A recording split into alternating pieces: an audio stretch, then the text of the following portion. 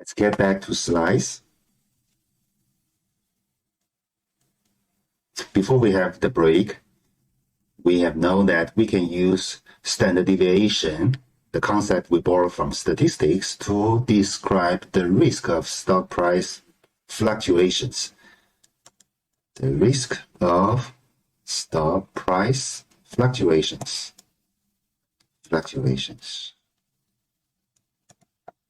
So stock price is this way, and we want to measure the risk.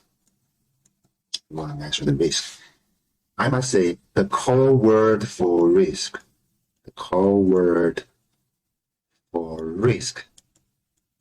is called the uncertainty. The bigger the uncertainty, the higher the risk. The bigger the uncertainty, the higher the risk. This definition is applicable to almost all kinds of risks. Okay. So for a risk, we have 2 points. First point is for uncertainty. Okay. Uncertainty. And the second point is the bigger the uncertainty, the higher the risk. So next time, when you try to explain risk in a brief way, you can explain these 2 points. First point, what is the core of a risk? Okay. The core logic of a risk is the uncertainty. The second word, how to measure the risk. Okay, the bigger the uncertainty, the higher the risk. Of course, the smaller the uncertainty, the lower the risk. Okay.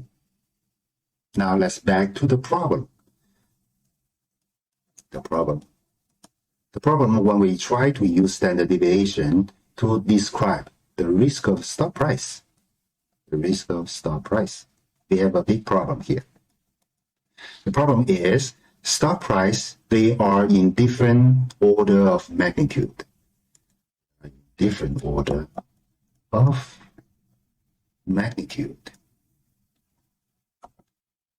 For example, before the stock split, Amazon stock price is 2,500 something, right? And Jingdong stock price is 50 something or less than 100. These two stocks, their order of magnitude are totally different.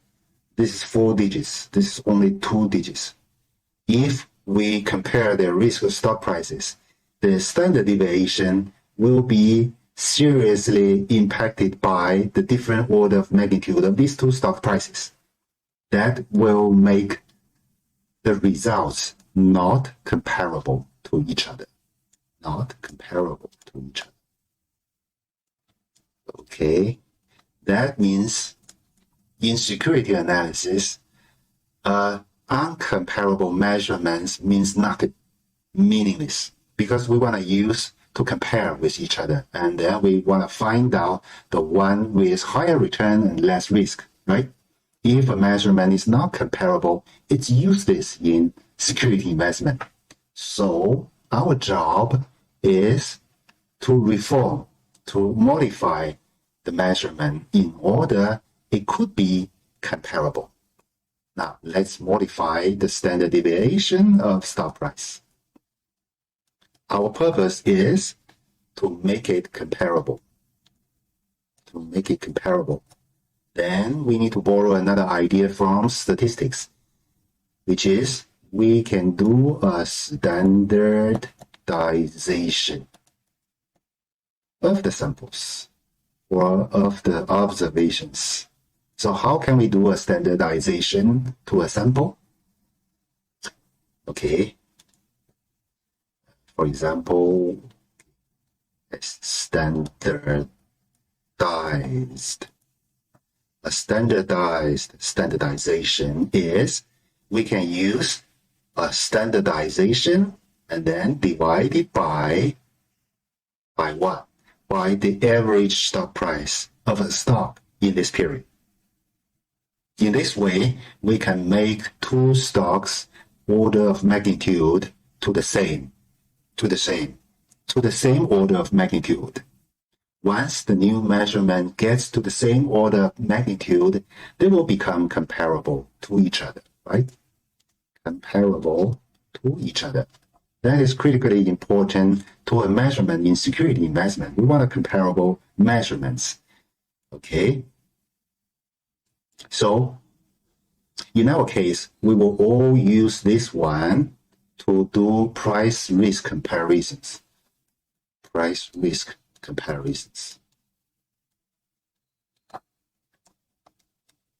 Okay. The only purpose is to make them comparable. Now I have a further questions. In order to compare the risk of return, do we need to do a standardization on the stock return? Do we need? Considering that the stock return, we are now using actually the rate of return. And they are all in the same order of magnitude. Same order of magnitude for stock return, right? So we do not need to do a standardization on stock return in order to make them comparable. Not necessary. Also, in terms of stock return, we have to remember that it is calculated by P2 minus P1 divided by P1. In this way, it could be bigger than 0 or less than 0, or sometimes probably in a minor probability, it might be close to 0, right? Very close to 0. So in our traditional mindset, this is called a return, and this is called a loss. This is called a loss, right? So at the end of this module, we will also try to analyze the risk of loss. Since we have a theory in investment, that means people are more sensitive to loss. People are more sensitive to loss.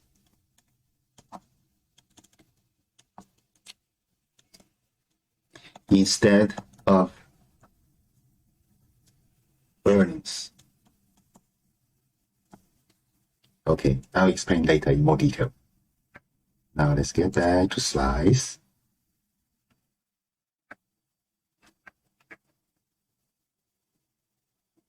Okay. After we have understand how to measure the risk of stock price, we will have a further understanding about this graph. From this graph, we can easily and clearly identify the differences of stocks in terms of their price risks.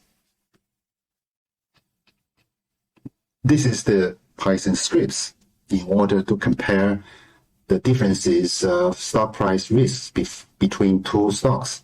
We still use the Python command compare stock.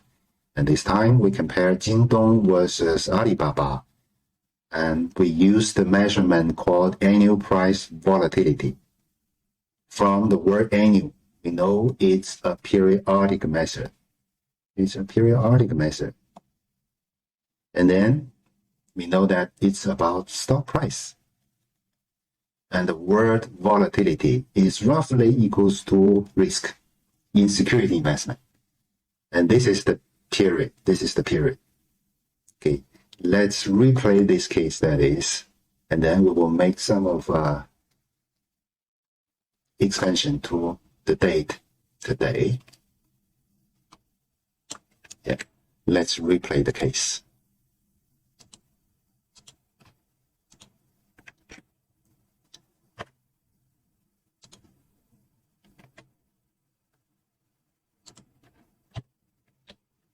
Sometimes if your Python command is too long, you can do it this way. We can enter here, right? And then we can enter again. In this way, it is easier for us to read. Let's look at this. This one is the variable used to store the data returned by this Python command. And the Python command this time is called compare stock. Its function is just as its literal meanings. then we know that we are comparing two stocks here. One is Jingdong, another is Alibaba. This is about the measurements for comparison, and this time it is for annual price volatility. It is the risk of stock price, and we are using a periodic method. And this is the period for us to compare, the starting date and the ending date. It is here for 1 year. It is here for 1 year, right? Of course, you can specify the number of years by yourself, but please make sure the starting date should not be earlier than the listing date of any of the stocks. If you specify a date earlier, Python could not fetch the data needed because at that time, this stock haven't been listed yet. Okay, let's do it now.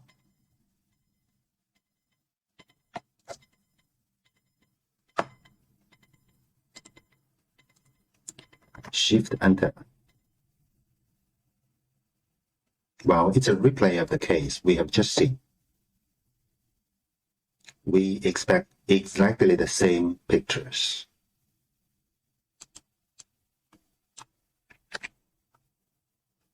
Yes, it's 100% the same. Now, we want to find out something new.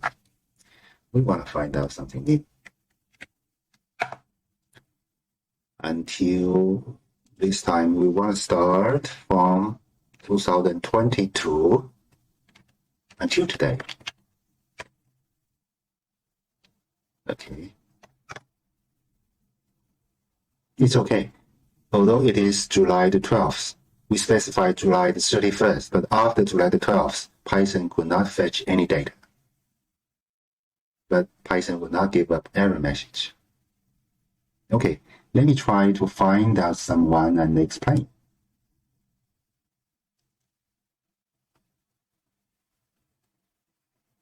What about Mengchu?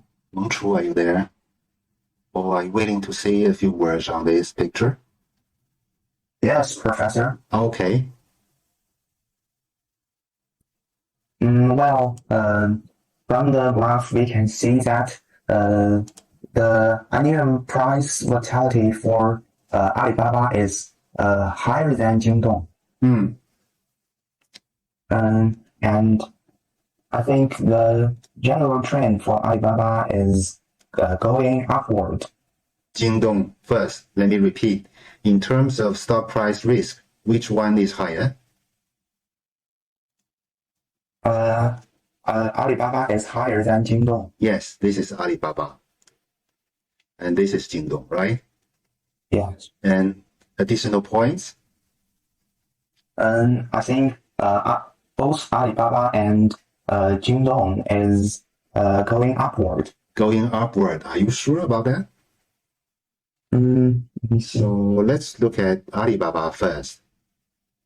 This is the trend, right? Yeah. This is the trend. And for Jingdong, this is the trend.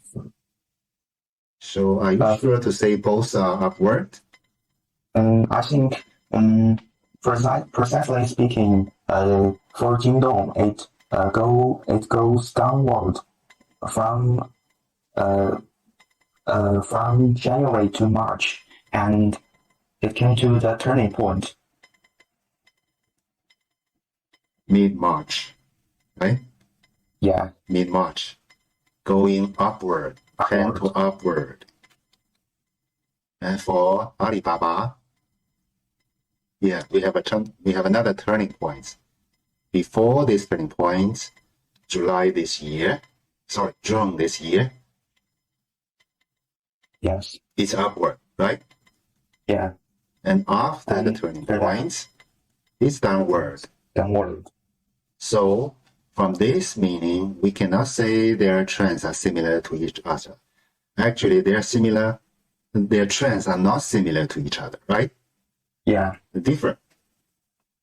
And what else do you find from this figure?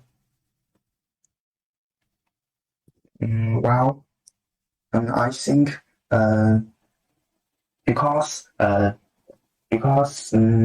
Alibaba's price volatility is much higher than Jingdong's. So I think the former one may have a bigger price risks. Yes, yes, they have different price risks. But what do you want to say? You have said Alibaba price risk higher. Yeah. Then what? Then what? And then I think the investor may they should notice this point. Okay. And well, make their decisions. However, if you are an investor and experience buying, selling stocks in market, will you only look at risk? No. Yes. I will look at return first. Yeah. So we can see that their risk is getting higher in terms of stock price, but their returns may be getting higher. We don't know. We need to analyze, right? We need to analyze. Yes. So risk analysis should be always done together with return analysis, right? And return analysis should be always done together with risk analysis. The two R should be done together, always. Okay. And their spread, well, it's relatively steady, right? Their spread is relatively steady. No, not much changes. Okay. Then, if you were a security investment analyst, you have to explain why Alibaba stock price risk is getting higher. Why? You have to explain why, right? Yes. Well, we need to search for more information about Alibaba. But we can find out the phenomenon from our pictures first. Now, you may also need to find out why it's lower here for Jingdong, right? Why? Yeah. Okay. But for this kind of analysis, we are not able to find out, well, what happened. We have to search for Baidu. And sometimes we have to ask information from Jingdong's insider, probably. Otherwise, we cannot know. Okay, let's get back to our slides. Now, let's do a case exercise together between Jingdong and Pinduoduo in terms of stock price risks. Jingdong and Pinduoduo. It's pretty interesting things. I must say that Jingdong and Pinduoduo, they are using different business models, so actually not that comparable. Not that comparable. So Pinduoduo here, we use Pinduoduo stock code is PBB, right? Now let's compare. I don't know the results, right? I don't know the results.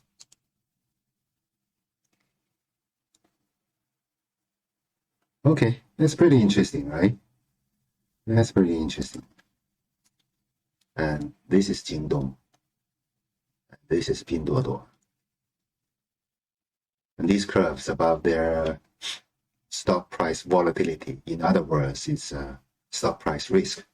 Okay, it's pretty easy to identify that the stock price risk of Pinduoduo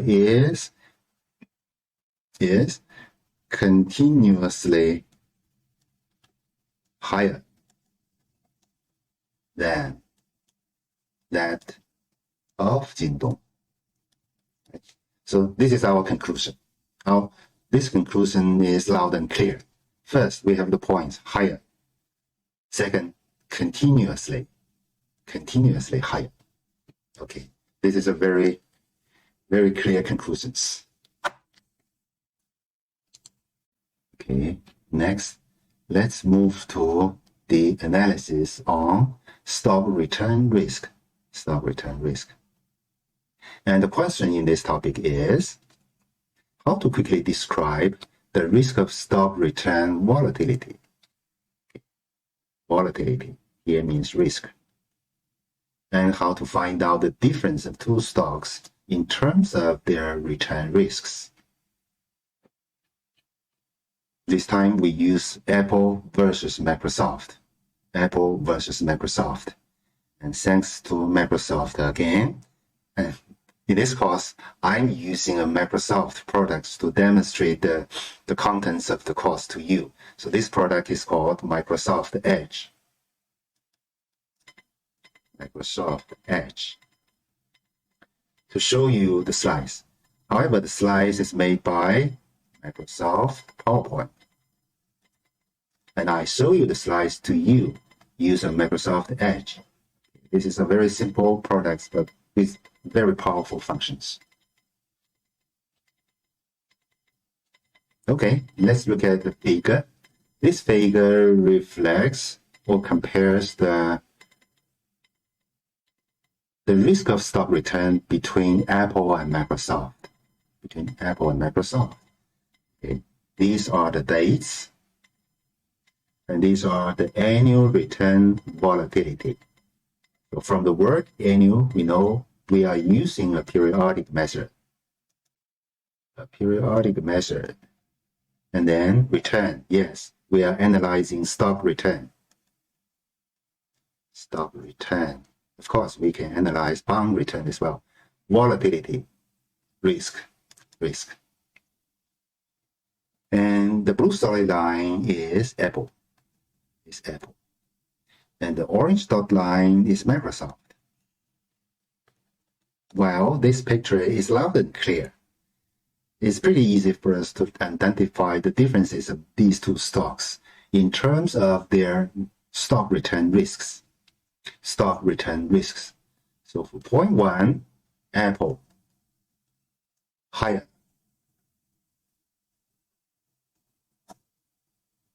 Point 2, their trend, similar. At least during this period, similar, right? So probably in other period of date, may not be similar, but in this period, similar. So third, each shape, like a reversed U, a reverse letter U. It's like a reverse letter U. So this is the normal U, and reverse U is like this, right? It is like this.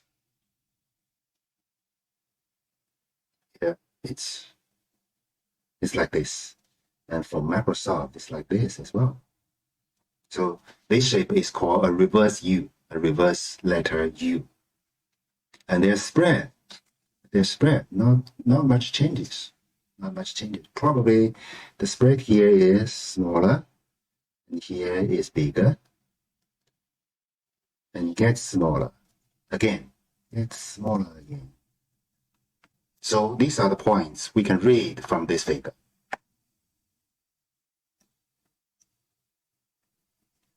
The knowledge point here is how to measure the risk of stock return.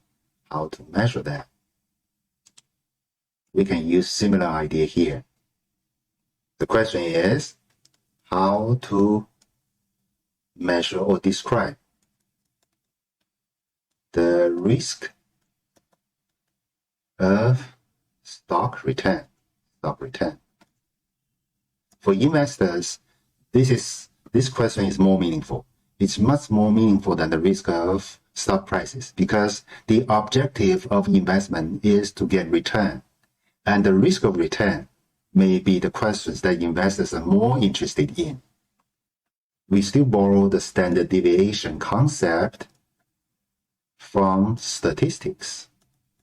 We use standard deviation of stock return to describe the risk of stock return.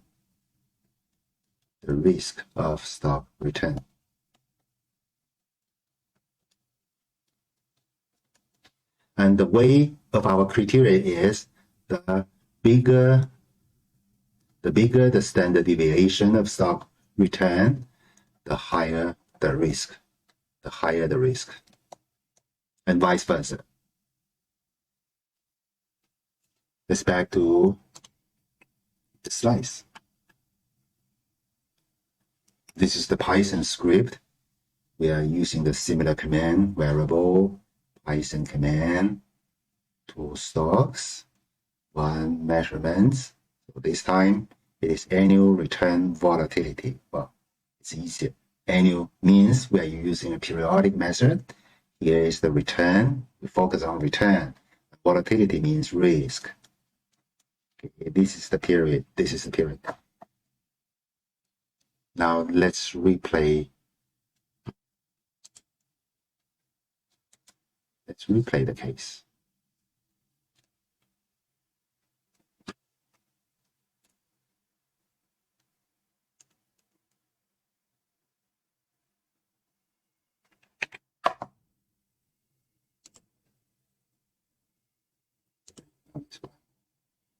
This one.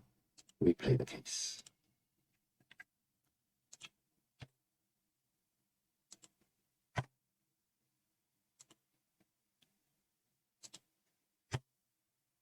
Probably it's easier. Let me check if we can do it this way because it appears more clearer. So these are the two stocks we expect to compare, and this is the measurement we want to use in the comparison, and this is the period of date for us to compare. Okay, let's do it. Okay, it works.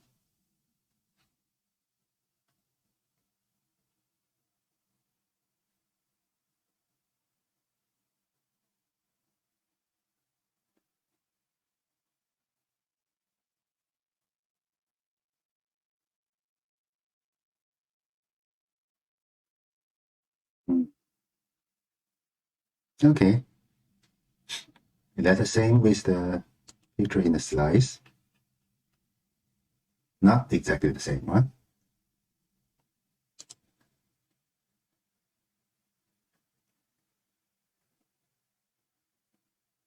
Why is not the same?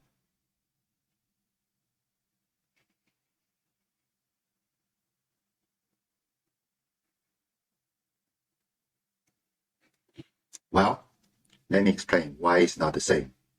It is involved in the complicated phenomenon in stock trading, stock price. Stock price. You may think that historical stock price may keep unchanged, right? Unchanged, but that is not true. Historical stock price may also change. The reason why historical stock price may still change is because of an operation in security investment is called the stock price adjustment. The stock price adjustment. This is beyond this course. It's a more complicated concept in security investment. This is because of the stock dividend. It's because of the stock dividend. We know that after we have a stock dividend or a stock split, the stock price may down dramatically. This makes the stock price after the stock split or after the stock's dividend not comparable with the stock price before. So in order to make them comparable, stock price P1, P2, they are actually not comparable because they are having different situations. So in order to make them still comparable to each other, in security investment, we have two ways. One way is to adjust this price. So this is called the post adjustment. The post adjustment. But there is a disadvantage for post adjustment. That means you have to adjust all the stock prices forever later, right? So another method is called the pre-adjustment. Pre-adjustment. That means we have to adjust the stock price before the stock split or the stock dividend date. Although we have to adjust lots of historical stock price, but the number is limited, right? So for most of the trading companies, they will choose to do a pre-adjustment. So why the shape becomes different with the pictures, with the slides, with the pictures in our slides is, I guess, probably because the stock price of Apple has been done a pre-adjustments. So this is my estimation. Okay, Then we can find out the most recent situations for Apple and Microsoft, probably starting this year. Okay.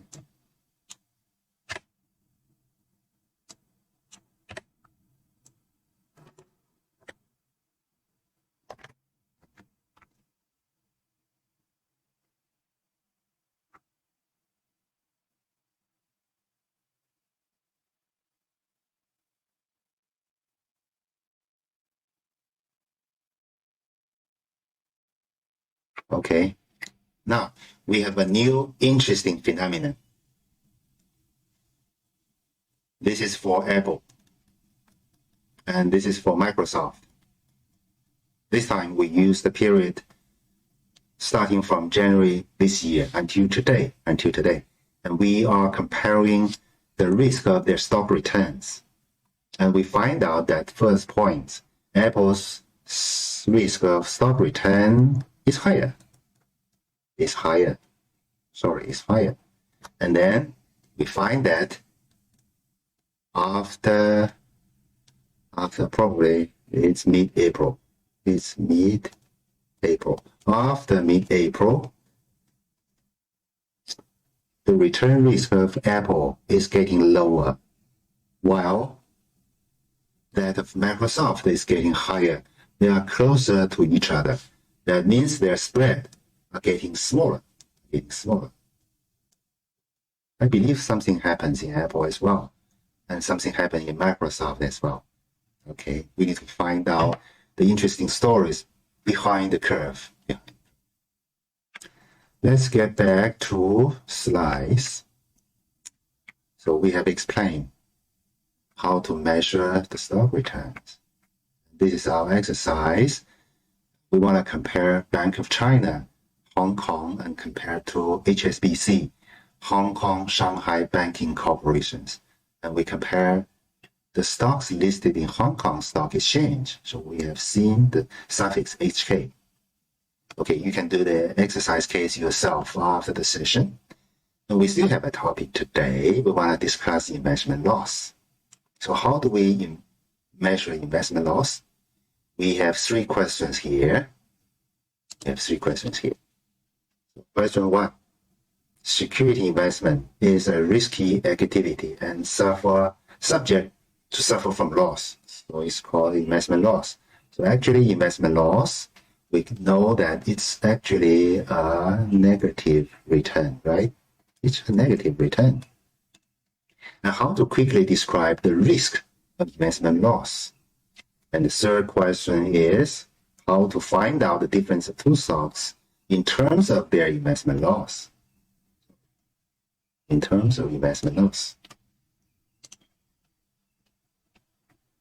This time we use Facebook versus Microsoft. Let's let the two stocks PK. Okay, we find a very interesting situation. Okay. This is the dates. We have a new measurement here. I'll explain later. Annual means we are using the periodic measures, and return means we are analyzing return. And here we have a new term called SPSD. I will explain later what is called SPSD. So now you know it's a measurement about the risk of negative return. In other words, it's the risk of loss. And blue storylines referenced for Facebook, and the orange dot lines for Microsoft. And we can see a couple of points here. First, in terms of the risk of investment loss, Facebook is higher than that of Microsoft. Second, their trends are not similar to each other. Although both of them belongs to internet company, but Microsoft belongs to a company with dominant products in market, while Facebook focus on social communications, right? And their trends are different. Okay, and their spread from here is big, and then gets smaller and smaller to here, the smallest points around September 2020. After that, the spread becomes larger dramatically, like a big mouse. Okay, like a big mouse. So that is pretty interesting. Now let me explain what is called LPSD. Yeah, LPSD. We know that the standard deviation of return we use to measure the risk of return. However, this kind of return, we have two situations inside. One situation is positive return.